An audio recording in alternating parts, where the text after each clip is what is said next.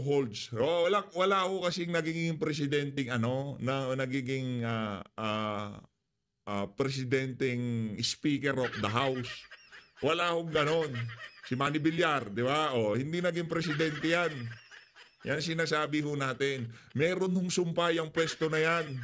Kasi pagka ikaw napunta dyan, lahat ng pagpapakaaso, pag-eepal, pagwawalang hiya, ginagawa ho nila. Kaya hindi pa nag-uumpisa ang kampanya, nasisira na ho sila. Meron hong sumpayan. Yung pagiging Speaker of the House, wala pa hong naging presidenteng Speaker of the House sa kasaysayan ng Pilipinas.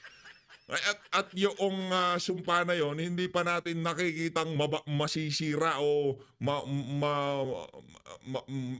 mababasag anumang oras mula ngayon. Kasi ngayon pa lang mga kababayan, sukang-suka na ang sambayan ng Pilipino sa pagmumukha nitong tambalus-lus na to. Kaya wag ho kayong mabahala.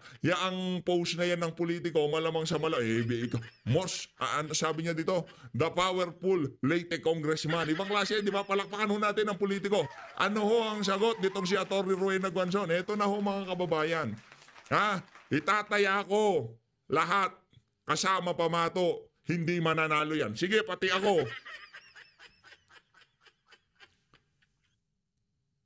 Tataya ko lahat, pati pamato. Makikibakas ako dito kay Atty. Rowena Guanzon. Hindi mananalo yang walang yan. Hindi mananalo yan. Suntok sa buwan ho yan. Malabo pa sa sabaw ng pusit. Ika nga. Yang paniniwala niya na pinuposisyon niya ang sarili niya para sa 2028 presidential run. Kabangagan lang ho yan. Baka nasobrahan lang sa pulburo na lumilipad ang utak niya. Akala niya lahat ng pati mga congressman na kasama niya dyan, sukang-suka sa mga kabalbalan niya. Mga kababayan, kung alam nyo lang sukang-suka ang mga congressman, kumbaga iniisip na lang nila. Wala kasing dahilan itong mga congressman na to. Kung sukang-suka na kayo, mag-aklas kayo, tanggalin nyo siya, ilagay nyo si Congressman Pulong Duterte. O, di ba? Kung sino man ang makalaban itong unggoy na to, kahit sino pa yan. Ito tatandaan ninyo mga kababayan. Kahit sino pa makalaban nito, kung sino man yan, wala tayong pakalam. Basta mawala lang sa pwesto, walang Martin Romualdez na yan sa pagpasok ng 20th Congress. Kahit sino pa yan, suportado natin yan. Yun ang ating sigurado dito sa PH Update. Eto, dumako na ho tayo sa naging press ko nitong si Princess Abante. Hoy, Martin Romualdez, huli mo na to. Huwag mo nang uulitin to. Anak ko, napakawalang yamo. Mahiya ka naman sa mga pinagsasabi mo. Di ba? Magkaroon ka naman ng konting nervyos sa katawan. Anak ng tokwa. Wala kang kalaban tapos lalaban ka pa ng presidente. Anak ng to. Kung nanalo ka dyan sa Leyte ng landslide, kagaya nitong si dating Pangulong Rodrigo Duterte, napakatinding indication noon na ika nga medyo lovable ka. Yung pagka pumorma ka sa 2028, kahit papaano, meron kang mabubola. Pero mahigit 100,000 katao lang ang bumoto sa'yo. Yung iba napilitan pa dahil anak ng toka, whether we like it or not, boboto tayo, hindi tayo boboto, mananalo tong unggoy na to. Sige na nga, Romualdez na, di ba? Yun lang ho yun mga kababayan. Sa maniwala kahit siya hindi, maraming galit dyan sa unggoy na yan. Eto, rekta ho tayo dito kay Aling Princess, no? Nag-ano pa siya, nagsama pa siya ng, backup, ganon. Walang backup dito sa PH Update. Pagka unggoy ka. Eto, rekta ho tayo dito, game. From GMA7. Good afternoon po. For Attorney Abante. Ma'am, can you confirm information that the House will submit to the Senate today the resolution certifying that the articles of impeachment complied with the constitutional provision on the one-year ban?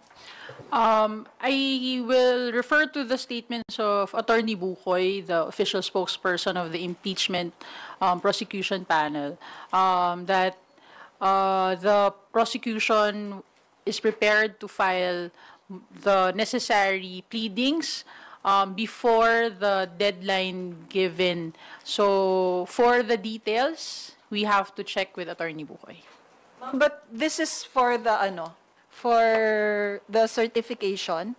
Yes. Ito yung in-approve po ng plenary. Yes, kaya nga, it was already approved by the plenary, but the actual submission will depend on the House Prosecution Panel as part of the pleadings that they will file before the impeachment court. So, on that, we refer you to the Prosecution Panel.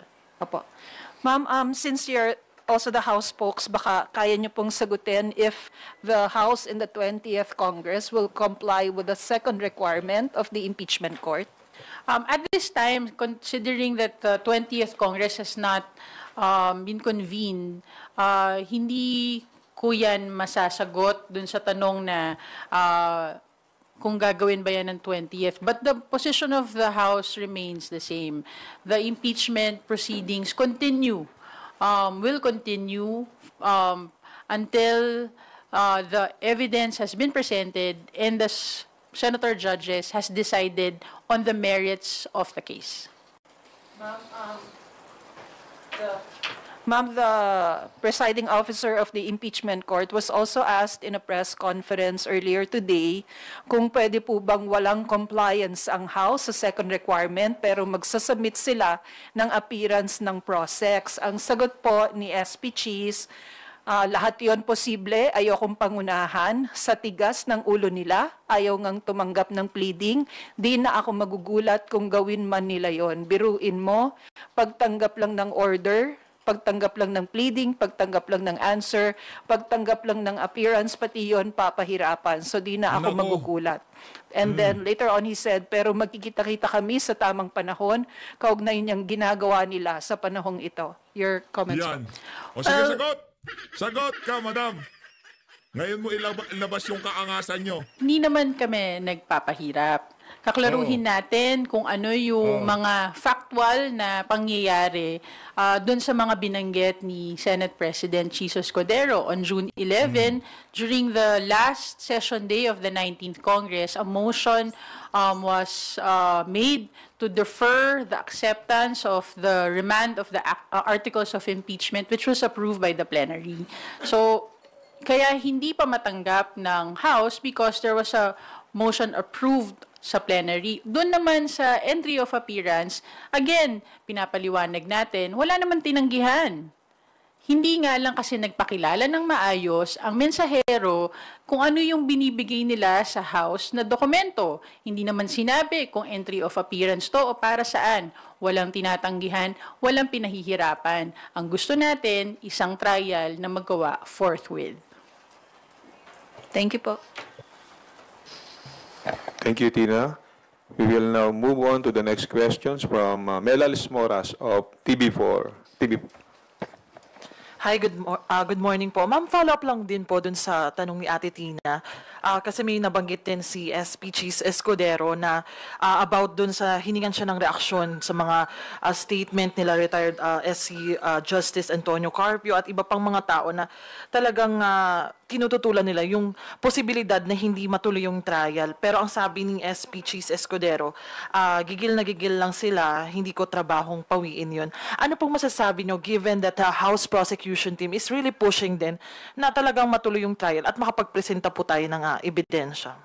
Kasi dapat lang matuloy ang trial. Yun naman na nakalagay sa saligang batas eh. Wala naman tayong Wala namang pumipigil eh.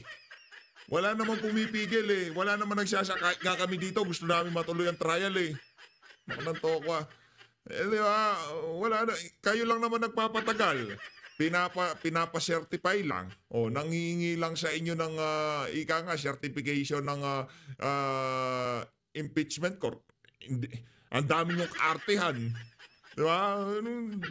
nanghuhugutang pang personal o pang politika. Ang sinusunod lang natin, yung nakalagay sa saligang batas, which is to proceed with the impeachment proceedings forthwith. So hindi naman po yun panggigigil, kumbaga alinsunod lang sa Constitution. Sumusunod lang po tayo sa alintuntunin ng saligang batas. Okay. Tanongin ko lang po, ma'am, si Attorney Agay Cruz. Welcome po sa House. Ma'am, by Monday, June 30, 12 noon, officially start na po kasi yung pagiging congresswoman nyo talaga. Kayo po ba as early as now, are you planning to file bills now or may mga naihanda na kayo? At ano po kaya yun, if ever? Thank you very much po, no. Ma'am, gusto ko talaga sabihin, thank you for your wonderful question. Siyempre po bilang ngayon ay papasok Yan ang problema sa inyo dyan sa Congress. Puro kayo kaartihan. Wala naman laman yung mga utak. Nakananto ko hindi nga nila... wala tayong aasahan sa mga yan. Thank you for wonderful question. at upon June 30, I'm coming from an executive role and excited also to bring my experience po bilang isang punong bayan pagdating po sa mga nakikita ko na mahalagang mga dapat na i-prioritize po ng ating administrasyon. Marami po tayong mga hinahanda na mga batas and also to advocate syempre yung mabigyan ng pondo yung mga programa po. So especially for health, para po sa education. And ako coming po from a province na Central Luzon, na kami po ay flood prone. So isa din po yan sa mga gusto namin na i-advocate for a master plan. Paano pagka sinabi ni Tamba sa'yo, flood control pinag-uusapan natin dito. Dito yung pinaka number one source ng kita natin. Ano, gagawin pa natin yung mga dikit sapa? Wag na. Dagdag problema pa yan. Nakawin na lang natin ang pondo. Kagaya nung nangyari doon sa flood control sa may Bicol. Di ba? Billion home pinag-uusapan doon. Maigit nung isinuma yung pondong ilinagay ng ating pamahalaan dyan sa flood control dyan sa Bicol mula 2030, 2023, 2024, 2025. Kung di tayo nagkakamali, daang bilyon. Diba? Ang nailagay dyan sa bahagi ng Pilipinas na yan. Pero umulan lang ng konti, ganun din gawin nyo dyan sa inyo. Pustahan tayo, madamo. Ito, sigurado ko to. Matatapos ang termino mo, baha pa sa Bulacan. Plan for flood mitigation, disaster resiliency, and many others, especially in areas of, again, health, education. Pagka magnanakaw ang leader, alam ka naman, ikaw lang magnanakaw. Lahat ng mga yan, magnanakaw yan. Tigilan nyo kami, madam. Tayo, dito sa administrasyon na to, wala na tayong pag-asa. Hinihintay na lang natin matapos dahil yun ang batas. Kailangan nating hintayin matapos, makapaglagay tayo ng nasa tamang katinoan, hindi yung mga bangag, di ba? Pero kami, madam, kahit taga Bulacan ako, kahit binoto kita, sabihin ko, hindi na ako aasa na anak ng ka, kikita lang dyan yung mga kamag-anak nyo meron construction company o yung pamilya nyo meron o kung sino pa man. Ganon ang nangyayari sa House of Representative. O kung kakapasok mo lang, ini-heads up na kita sa kalakaran dyan ha. Nakawan ho dyan. Kung hindi nakawan, sige, nasaan ang flood control? Kung hindi nakawan, nasaan yung liquidation? Saan napupunta yung mga yung mga winawaldas na pera ng mga congressman dyan? Sige nga. Bigyan nyo nga kami liquidation by resibo. Liquidation by certification ho sila dyan. At isa yon sa ating ipapanawagan sa mga senador, congressman na gustong mabago yung buwisit ng sistema na and resilient infrastructure. Opo. Ma'am, nabanggit nyo kanina, isa rin kayong lawyer. As a lawyer, are you willing to extend your expertise or views din sa ating House prosecution team na nag-aasikaso ng impeachment? Well, I wouldn't exactly say that I am an expert. So for now, as an incoming po na district representative, I am just, I appreciate na nakikita po natin na gumagana po ang ating mga democratic institutions.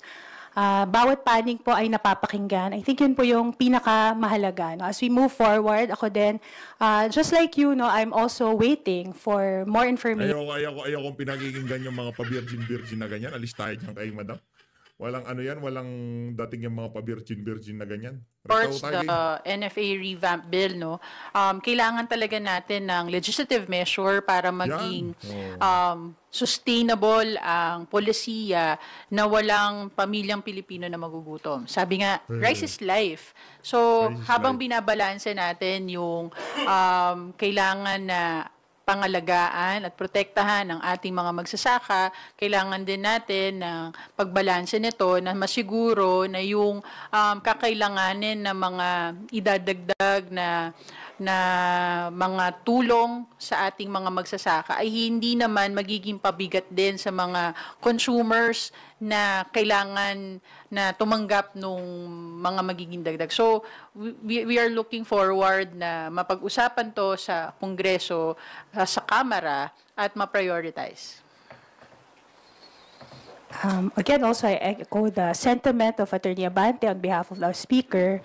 Naniniwala po tayo talaga namang totoong rice is life. So, ramdam na ramdam po na Tumigil ka, madam. Kung paparot mo lang yung mga sasabihan ni Princess Abante, manahimik ka na. Sususug ka pa eh. O, forward ko na lang. Ang dami mo sinasabi. O, Benny Paano Abante na bibigyang tayo. prioridad ng Kamara yung mga hakbang para sa kalusugan? Napakagandang balita yung pagbibigay ng dagdag ng mga benepisyo under the PhilHealth para sa ating mga kababayan. Yung dating 90 sessions lang para sa dialysis, naging 156 na, halos triple pa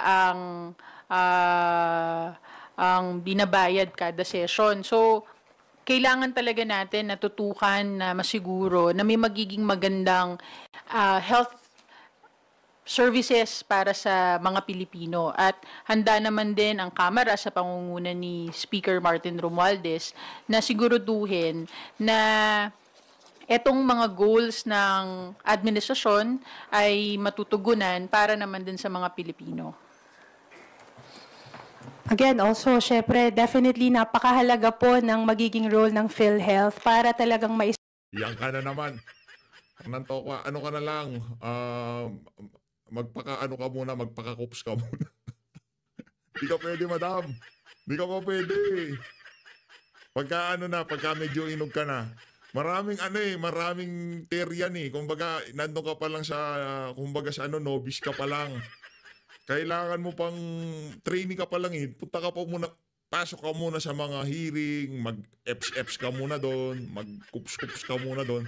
Then, pagka medyo may napatunayan ka na, nakita na ni Tamba na talagang may bigat at dating ka, bibigyan ka niya ng magandang komite o vice chairmanship o kung ano man yan. Pero as of now, quiet ka muna, madam. Yes, Quiet muna. following dun sa pinangunaan mismo ni Pangulong Ferdinand R. Marcos Jr., yung pagsira dun sa halos 8.9 billion, recently yung pagsira sa 8.9 billion pesos worth of shabu. And sabi nga ni Speaker, he reaffirmed the full and unwavering support of the House dito nga sa intensified campaign against illegal drugs. Isingit ko na lang, ma'am, bukod sa ano pong masasabi nyo rito?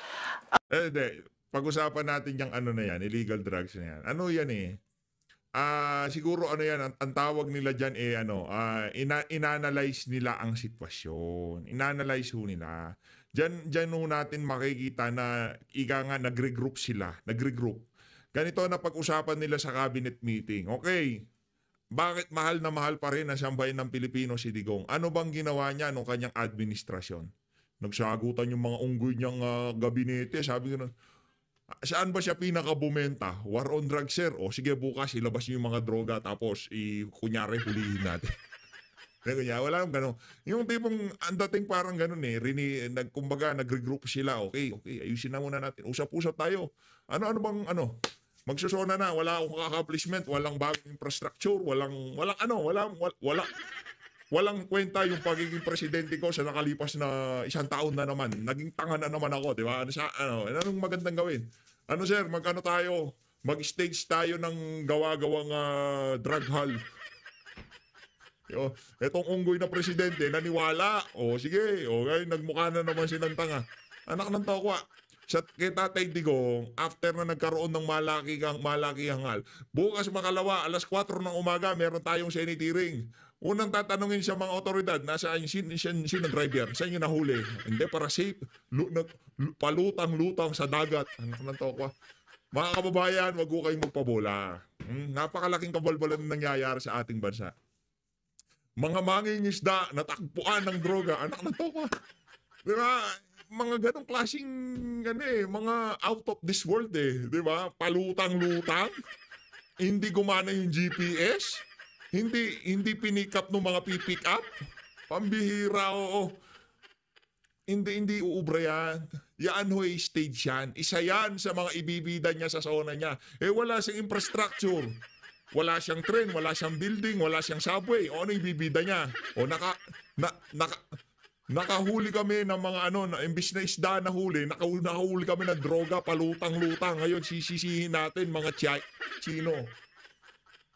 Ang tindi talaga ng saltik ng administrasyon na to.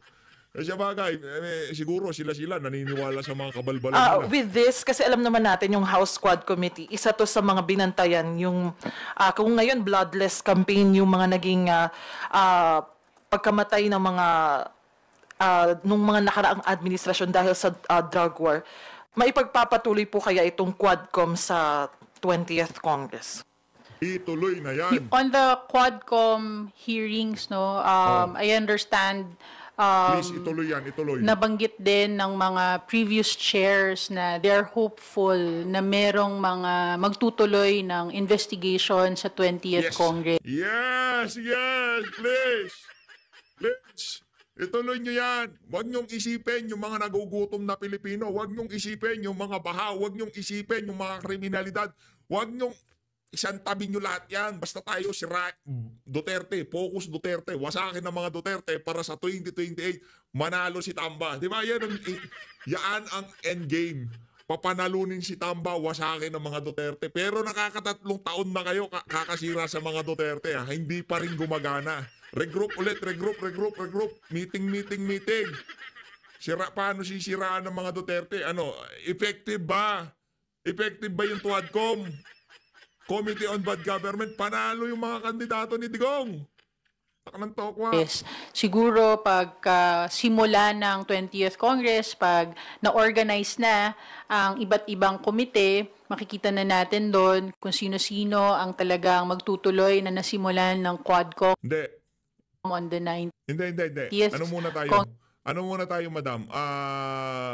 Pag-usapan muna natin, si Speaker pa ba si Romualdez pa ba ang Speaker sa 20th Congress? Yun muna. Kasi pagka hindi na siya matindi-tindi ho talagang rigudon yan. Ganito lang kasi yan, ganito.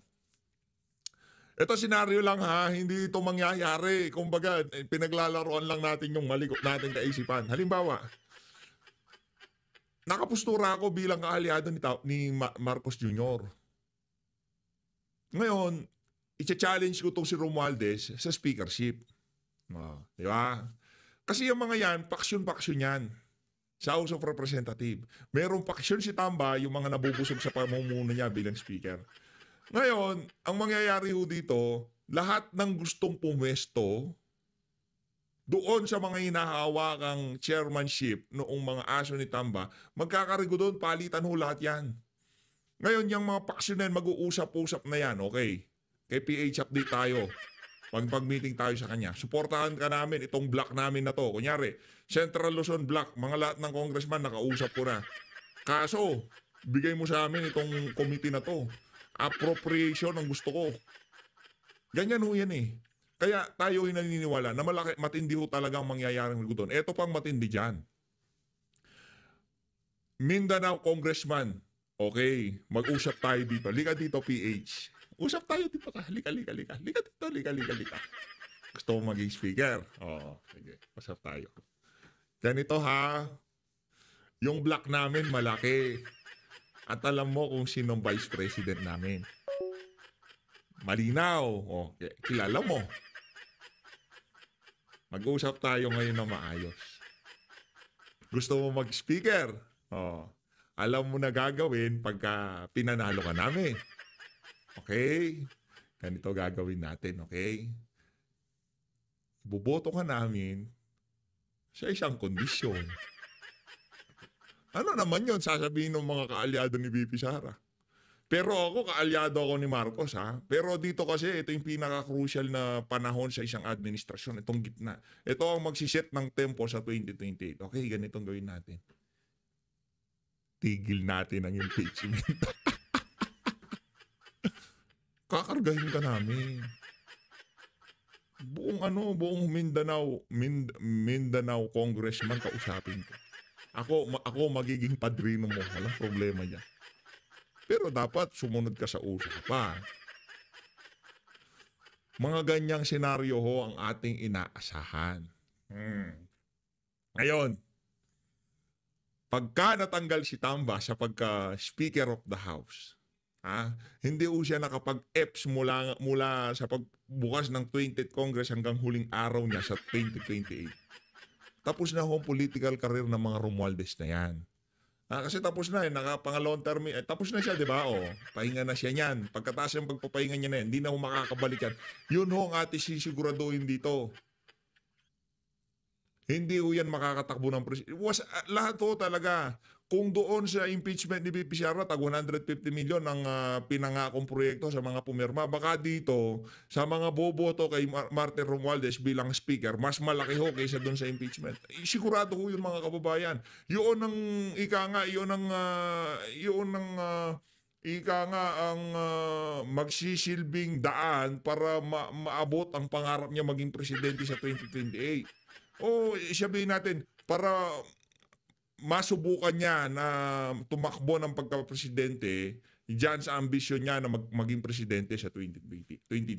Yung pananatili bilang Speaker of the House sa ngayong 20th Congress. Tuloy natin si Congress to the 20th. Napakarami pa natin kailangang pag-usapan, talakayin, imbestigahan para masiguro na matugunan yung kampanya laban sa illegal na droga. Maganda nga yung napakaganda nung nangyayari ngayon sa bagong administrasyon kung saan hindi prioridad yung mga pagpatay kundi yung paghuli ng mga source of illegal drugs. Nakita natin kung gaano nakadami ang nahuhuli ngayon, na-address, pero marami pa tayong kailangan gawin. Masisiguro ng Kamara na buo ang suporta ng Kamara de Representante para masiguro na merong tamang pondo, yung mga batas at suporta para talagang ma-address ang problema ng illegal na droga sa ating bansa. Yun naman pala. Sa akin naman po, we have yet to organize into committees. Tigil. Ate, tigil ka muna. Tigil. Need to submit the adopted resolution certifying na yung articles of impeachment ay constitutional because it is already considered as judicial notice. Ano pong nangyari? Bakit po nagkaroon ng pagbabago sa desisyon ng PROSEC? Again, pag pinag-usapan yung legal strategies ng panel of prosecutors natin, mas mainam na sila ang sumagot dyan, sila Attorney Bukoy, mas sila ang